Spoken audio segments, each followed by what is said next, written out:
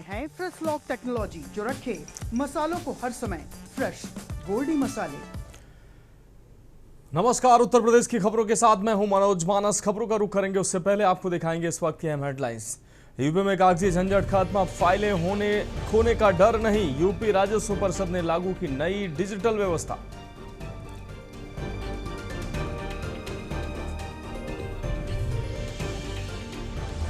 आठ जुलाई को मिर्जापुर जाएंगे सीएम योगी। मां विंध्यवासिनी मंदिर में करेंगे दर्शन पूजन, समीक्षा बैठक भी करेंगे सीएम।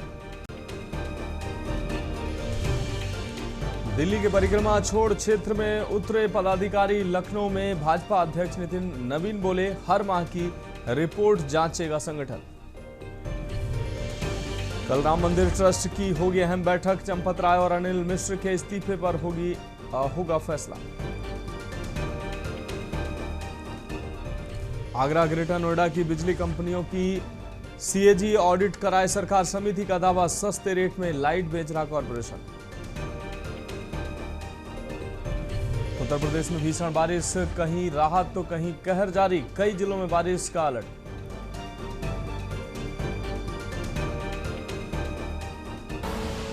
आप देख रहे हैं के न्यूज, खबरों का सारथी। और अब खबरें विस्तार से। अहम खबर से बुलेटिन की शुरुआत करेंगे राजधानी लखनऊ से। अहम खबर, जहां यूपी में कागजी झंझट खत्म, अब फाइलों के खोने का डर नहीं। राजस्व परिषद ने लागू की नई डिजिटल व्यवस्था। न्यायिक प्रक्रिया तेज होगी और पारदर्शिता भी इससे बढ़ेगी। तो यह अहम खबर राजधानी लखनऊ से आपको दिखाने। राजस्व परिषद ने लागू की नई डिजिटल व्यवस्था।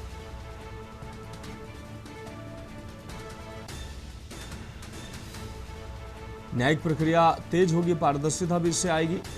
यूपी में कागजी झंझट को खत्म करने के लिए यह अहम फैसला लिया गया। लखनऊ से इस वक्त की अहम खबर आपको दिखा रहे हैं। अब फाइलों के खोने का डर नहीं। राजस्व परिषद ने लागू की नई डिजिटल व्यवस्था।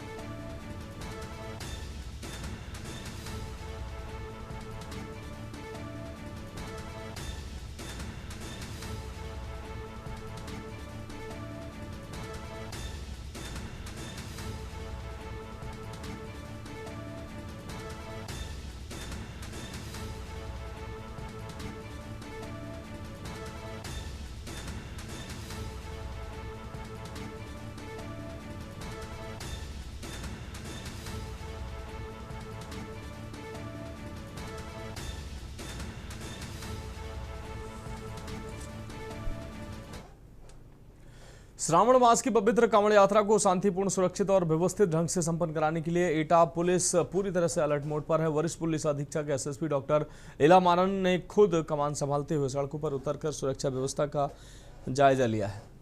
उन्होंने पूरे कांवड़ रूट का सघन निरीक्षण कर यातायात रूट, डायवर्जन, बैरिकेडिंग और सुरक्षा इंतजामों की समीक्षा की है।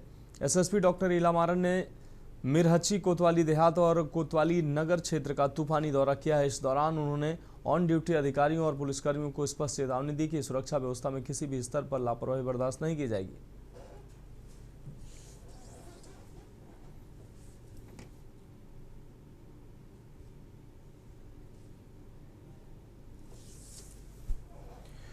और अगली खबर एटा से है, जहां नगर कोतवाली इलाके में बेटे के पोस्टमार्टम के लिए जा रहे परिजनों का ई रिक्शा सड़क हादसे में शिकार हो गया। कोतवाली नगर क्षेत्र के अशोक विहार के पास तेज रफ्तार कार ने ई रिक्शा को टक्कर मार दी है, जिससे 4 महिलाओं समेत 7 लोग घायल हो गए। सभी घायलों को मेडिकल कॉलेज में भर्ती कराया गया। बताया गया कि गंज रोड पर संदिग्ध परिस्थितियों में साइकिल मिस्त्री का शव मिलने के बाद मृतक का पिता अन्य परिजनों के साथ पोस्टमार्टम हाउस जा रहा था। हादसे से परिवार में दुखों का पहाड़ टूट पड़ा।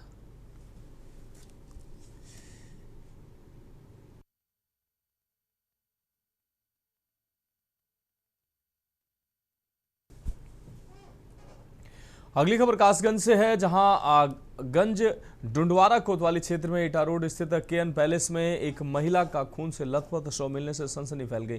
पुलिस के अनुसार शिवली नाम की महिला की धारदार हथियार से गला रेतकर हत्या की गई। वह अपनी 10 वर्षीय बेटी के साथ किराए के मकान में रहती थी। सूचना पर SP OP Singh, forensic team और डॉग स्क्वाड ने मौके पर पहुंचकर जांच शुरू की है। पुलिस ने शव को पोस्टमार्टम के लिए भेज दिया और हत्या के कारणों का पता लगाने में जुटी है।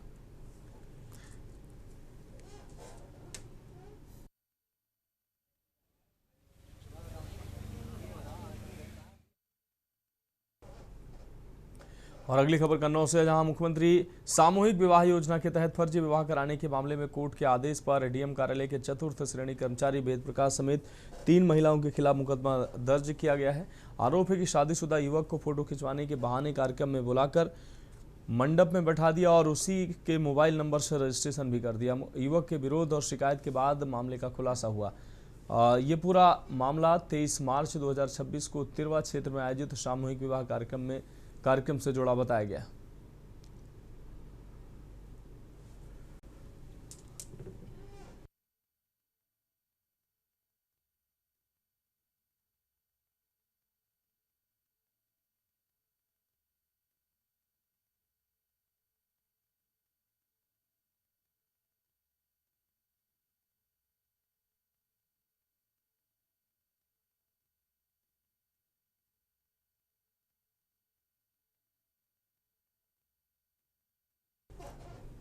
अब बढ़ेंगे अगली खबर की ओर। अलीगढ़ के क्वारसी थाना क्षेत्र के जीवनगढ़ गली नंबर 1 में मजदूरी का भुगतान मांगना एक युवक को भारी पड़ गया। आरोप है कि इमरान पुत्र शहाबुद्दीन ने अपनी मजदूरी के पैसे मांगे तो उस पर तमंचे की बट से हमला किया गया और बाद में चाकू मारकर गंभीर रूप से घायल किया गया। घटना के बाद घायल को उपचार के लिए अस्पताल भेजा गया। पुलिस मामले की जाँच कर आरोपों के आधार पर आगे की विधिक कार्रवाई में जुट गई है।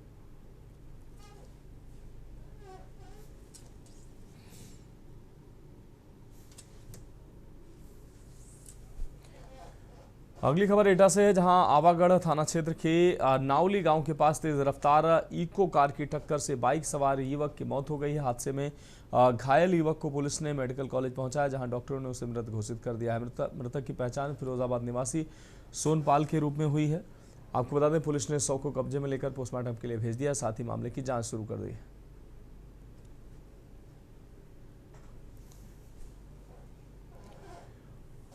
और अगली खबर जालौन से है, जहां प्रधानमंत्री आवास योजना की पात्रता सूची में कथित अनियमितताओं को लेकर गायर गांव के 1 दर्जन ग्रामीण डीएम कार्यालय पहुंचे हैं और उप जिलाधिकारी को ज्ञापन सौंपकर जांच की मांग की है। ग्रामीणों का आरोप है कि कई पात्र और जरूरतमंद परिवारों के नाम सूची से बाहर कर दिए गए, जबकि आर्थिक रूप से संपन्न और पक्के मकानों में रहने वाले लोगों को योजना का लाभ दिया जा रहा है। ग्रामीणों ने मांग की है कि पात्रता सूची की निष्पक्ष जांच कर अपात्र लोगों के नाम हटाए जाएं और वास्तविक जरूरतमंद परिवारों को प्रधानमंत्री आवास योजना का लाभ दिलाया जाए। जो हमारी कॉलोनी थी हम लोगन की, वो हम पात्र हैं, वो हमारा सूची में नाम नहीं है। जो ना पात्र हैं, जिनके पास 10-10 बीघा जमीनें हैं, उनकी ट्रैक्टर हैं, उनकी सूची में 2 मंजिला मकान है, उनके आवास आ चुके हैं। हमारा आवास में नाम ही नहीं है हम लोगन को। और जी के कटवाया था गांव वाले, हाँ भरा था, ब्लॉक में भी पर आया था, तहसील में भी नाम आया वाले को पैसे देके कॉलोनी मिलना चाहिए और पैसे भी देना। हमारी तो पति भी नहीं है और मेरी कट भी गई करंट से, 2-3 साल हो गई, खत्म हो गए। हाँ करिए। अब बढ़ेंगे अगली खबर की ओर। कानपुर के आपको बता दें, साजादगंज स्थित नई मस्जिद के प्रबंधन को लेकर विवाद सामने आया है। मस्जिद के मुतवली और स्थानीय लोगों ने प्रेस क्लब में प्रेस वार्ता कर पूर्व प्रबंधन समिति के पूर्व सचिव जियाउल हसमत उर्फ अल्लन पर मस्जिद की संपत्ति पर अवैध कब्जा, वक्फ बोर्ड की अनुमति के बिना पुराने निर्माण को तोड़ने तथा पिछले 8 वर्षों का आय व्यय का हिसाब सार्वजनिक न करने के आरोप लगाए हैं। शिकायतकर्ताओं ने प्रशासन और उत्तर प्रदेश सुन्नी सेंट्रल वक्फ बोर्ड से पूरे मामले की निष्पक्ष जांच कर दोषियों के खिलाफ कार्रवाई की मांग की है। फिलहाल ये सभी आरोप शिकायतकर्ताओं की ओर से लगाए गए हैं। दूसरे पक्ष की प्रतिक्रिया अभी भी सामने नहीं आई और मामले में जांच के बाद ही स्थिति स्पष्ट होगी। मैं जाकिर अंसारी, वार्ड 99 सुजातगंज चंदारी, कैंट विधानसभा 216 के अंतर्गत रहता हूँ। मैं यहाँ इसलिए आया हूँ कि आज हमारे महल्ले के बड़े बूढ़े बुज़ुर्ग और ये हमारे नई मस्जिद के मुतवल्ली मोइनुद्दीन साहब यहाँ आए हैं। मैं इनके समर्थन में आया हूँ और मामला ये है कि ये मुतवल्ली इनके पिता, इनके दादा रहे नई मस्जिद में, और कई शिकायतों के बाद और महल्ले के तमाम बुज़ुर्गों और 5 वक्ता नमाजियों की शिकायत के बाद कि मस्जिद में कुछ ना कुछ गड़बड़ हो रही है और मस्जिद का निज़ाम अच्छा नहीं चल रहा है। मुतवल्ली नई मस्जिद सुजातगंज, थाना रेल बाजार, कानपुर। क्या हुआ विवाद आपका? हमारे मस्जिद में पुरानी कमेटी थी, उसके सचिव साहब जनाब अल्लन साहब, जिसको मैंने 23 दिसंबर को मैंने कमेटी जब भंग करी, मैंने कहा मैं चुनाव कराना चाहता हूँ और यहाँ पर अब दूसरा चुनाव होगा, अब दूसरे लोग आएंगे, वो लोग खिदमत करेंगे हमारी मस्जिद की। तो अल्लन साहब ने कहा कि नहीं, मैं चुनाव नहीं होने दूंगा, मैं आप ही को हटाता हूँ, आप यहाँ से हटिए, अब मेरी हुकूमत यहाँ चलेगी, मैं जो चाहूँगा वो यहाँ होगा। और अगली खबर अलीगढ़ से है, जहां डीएम अविनाश कुमार ने गांधी आई हॉस्पिटल और अलीगढ़ क्लब की कमेटियों के पदाधिकारियों के साथ बैठक की है। डीएम ने दोनों संस्थाओं से आय व्यय और इसका लेखा जोखा इसकी जानकारी लेते हुए कई मुद्दों पर नाराजगी भी जताई है। बैठक में गांधी आई हॉस्पिटल संस्था और अलीगढ़ क्लब के कार्यों को लेकर सवाल उठाए गए हैं। अलीगढ़ क्लब में पारदर्शिता और वित्तीय अनियमितताओं को लेकर भी आरोपों पर चर्चा हुई है। डीएम ने दोनों संस्थाओं के पदाधिकारियों को सख्त दिशा निर्देश जारी किए हैं।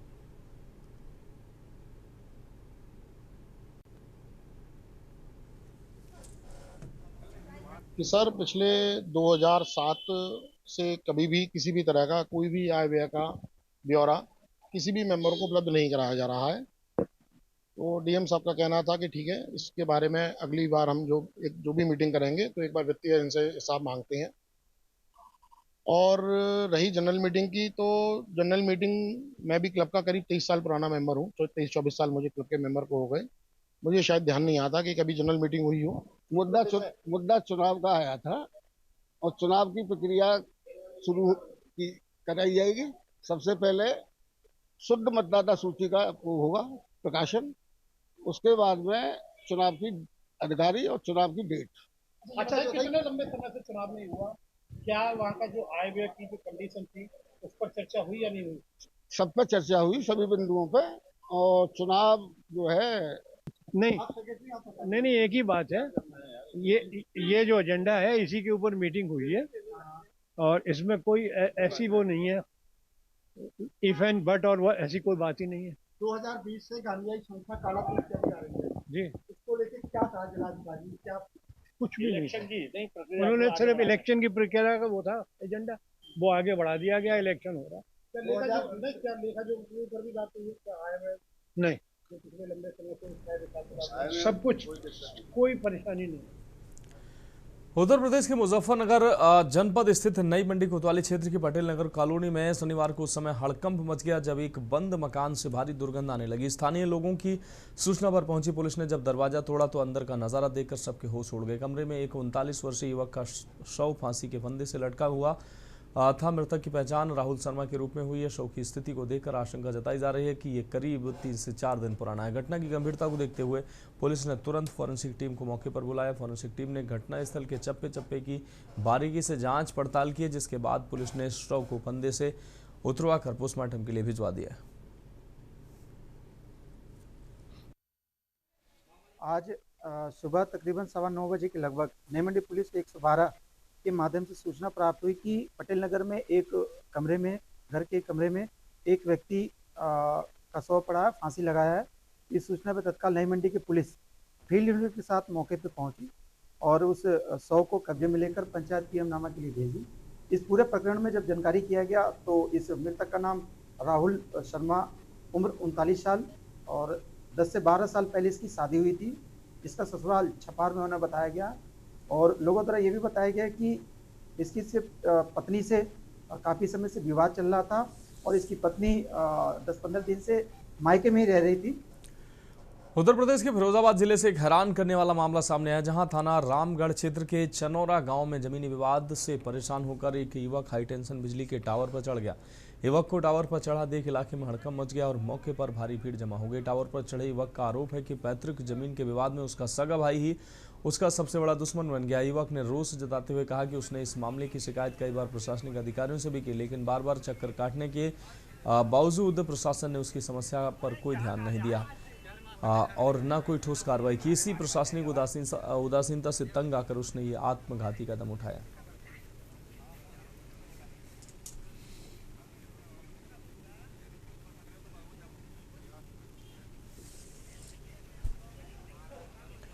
अब बढ़ेंगे अगली खबर की ओर। उत्तर प्रदेश के मुजफ्फरनगर जनपद की नई मंडी कोतवाली पुलिस को एक बड़ी सफलता हाथ लगी है। पुलिस ने चेकिंग के दौरान हरियाणा से तस्करी कर उत्तराखंड लाई जा रही अवैध शराब का भंडाफोड़ किया है। पुलिस ने मौके से शराब तस्कर को गिरफ्तार कर भारी मात्रा में देशी और अंग्रेजी शराब बरामद की। जानकारी के अनुसार नई मंडी कोतवाली पुलिस को मुखबिर से अवैध शराब की तस्करी की सूचना मिली थी। इस दौरान पुलिस ने घेराबंदी कर एक संदिग्ध ट्रक को रोका। तलाशी लेने पर ट्रक के अंदर से भारी मात्रा में अवैध शराब बरामद हुई है। पकड़ा गया तस्कर, जिसकी पहचान राजेंद्र के रूप में हुई है, हरियाणा से शराब की यह बड़ी खेप लेकर बाया मुजफ्फरनगर होते हुए उत्तराखंड जा रहा था। देखिए, एक टिप ऑफ मिलता है, उसके आधार पर पुलिस सक्रिय होती है। पहले ये एक मुकदमा 333/26 जो पहले 406 IPC हुआ करता था, उसमें 316 BNS का दर्ज हुआ था, जिसमें ये सूचना मिली थी। एक रहीस नाम का व्यक्ति है जिसने ये कंप्लेन किया था कि खुर्शीद और कुछ लोग हमारी गाड़ी का दुरुपयोग कर रहे हैं, जिसके आधार पर अभियोग दर्ज करने के बाद जब पुलिस उसका इंटेलिजेंस गैदर करती है तो उसी आधार पर यह सूचना मिलती है गाड़ी जो है जा रही है उत्तराखंड की तरफ। इस परिदृश्य में इंस्पेक्टर मंडी और CO मंडी तथा आबकारी की टीम भी उसमें बाद में उस मामले में लाई गई, ताकि जो है पूरे मामले को कायदे से देखा जाए। जब इसमें शराब होने की सूचना मिली तो आबकारी की टीम भी उसमें सहयोग करने लगी। इस परिदृश्य में लगभग 7.5 से 8 लाख की शराब, देशी प्लस अंग्रेजी शराब पकड़ी गई है। उत्तर प्रदेश के अलीगढ़ जिले के थाना जमा क्षेत्र से एक बेहद दर्दनाक और झकझोर देने वाली खबर घटना सामने आई है। यहां एक महिला ने अपने पति से फोन पर आखिरी बार बात करने के बाद जहरीला पदार्थ खाकर आत्महत्या कर ली। महिला की मौत के बाद मासूम बच्चों और पूरे परिवार में कोहराम मच गया। जानकारी के अनुसार ये दुखद घटना थाना जमा क्षेत्र के गांव पला कस्तली की है। महिला का पति गाजियाबाद में रहकर मजदूरी का काम करता है और परिवार के भरण पोषण के लिए घर से दूर रहता है। महिला ने घर पर अकेले रहते समय अपने पति को फोन किया। फोन पर उसने पति से कहा, बच्चों का ख्याल रखना, मैं जा रही हूं। इतना कहने के बाद महिला ने फोन काट दिया और मौका पाकर जहरीला पदार्थ खा लिया। जब तक परिवार के अन्य लोग कुछ समझ पाते, उसे बचाने का प्रयास करते, तब तक महिला की हालत बेहद बिगड़ चुकी थी और उसने दम तोड़ दिया। महिला के इस आत्मघाती कदम के बाद से बच्चों का रो रो कर बुरा हाल है और पूरे गाँव में शोक की लहर है।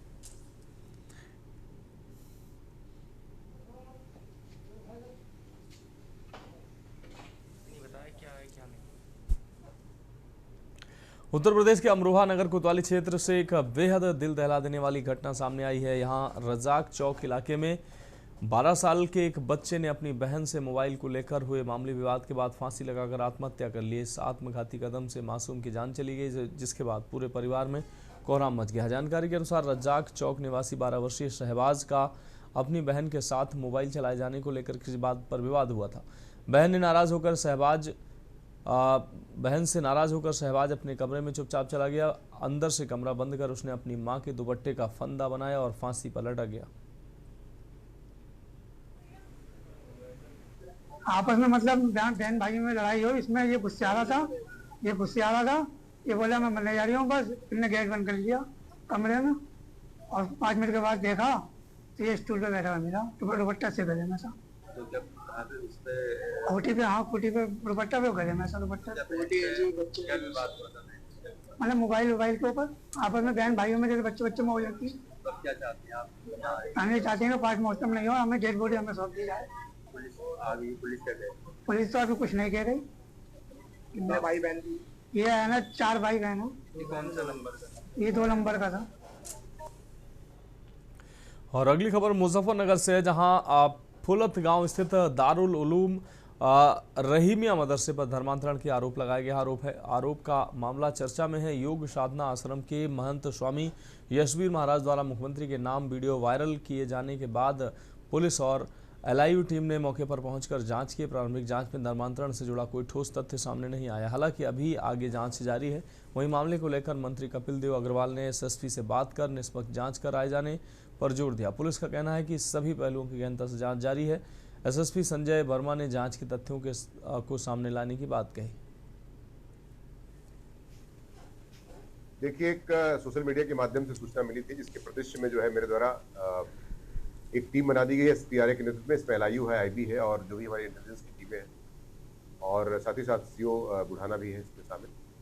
तो संयुक्त रूप से इसकी जांच की जा रही है। जो भी तथ्य सामने आएंगे तदनुसार विधिक कार्रवाई की जाएगी। फुलत मदरसे की चर्चा समाचार पत्रों में, सोशल मीडिया पर मुजफ्फरनगर में चल रही है। तत्काल प्रभाव से हमने SSP को कहा है कि जांच कराएं। अगर इस प्रकार के तत्व इन सामाजिक और असामाजिक कामों में लिप्त पाए जाते हैं तो तत्काल प्रभाव से प्रभावी कार्रवाई हो। चूँकि पूर्व में हमने देखा है कि धर्मांतरण के मामले जो लिप्त पाए गए, उनके मुख्यमंत्री योगी आदित्यनाथ जी के निर्देश पर कड़ी कार्रवाई की गई है, उनकी जाँच भी हुई है। और उन्होंने ये भी आह्वान किया मुख्यमंत्री ने, प्रदेश के मुख्यमंत्री श्री योगी आदित्यनाथ जी के संज्ञान में मैं एक बड़ा ही गंभीर विषय रख रहा हूं। जनपद मुजफ्फरनगर के कस्बा खतौली के निकट ग्राम फुलत में एक दारुल उलूम रहमिया मदरसा है और इस मदरसे के संचालक मौलाना हिफरजुर रहमान अंसारी और इसका पुत्र मौलाना जुबैर अंसारी है। उत्तर प्रदेश के हमीरपुर जिले के मौधा कोतवाली क्षेत्र से एक बेहद और दुखद और हैरान करने वाली घटना सामने आई है। यहाँ बिरहक्का गांव में एक महिला ने अपनी 5 साल की मासूम बेटी के साथ जहरीला पदार्थ खा लिया। आनन फानन में दोनों को नजदीकी अस्पताल ले जाया गया, जहां हालत गंभीर होने के बाद उन्हें जिला अस्पताल रेफर किया गया है। शुरुआती जानकारी के अनुसार महिला की इस आत्मघाती कदम के पीछे की वजह लगातार तीसरी बेटी का होना और उससे उपजा पारिवारिक विवाद बताया जा रहा है। तीसरी बार भी बेटी के जन्म के बाद से घर में कलह चल रही है, जिससे तंग आकर और मानसिक तनाव में आकर महिला ने अपनी 5 साल की मासूम को जहर देने के बाद खुद भी जहरीला पदार्थ गटक लिया।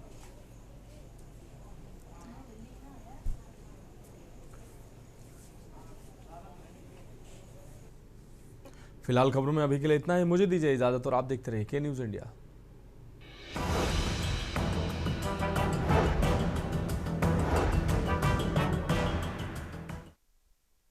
गोल्डी मसाले लाए हैं फ्रेश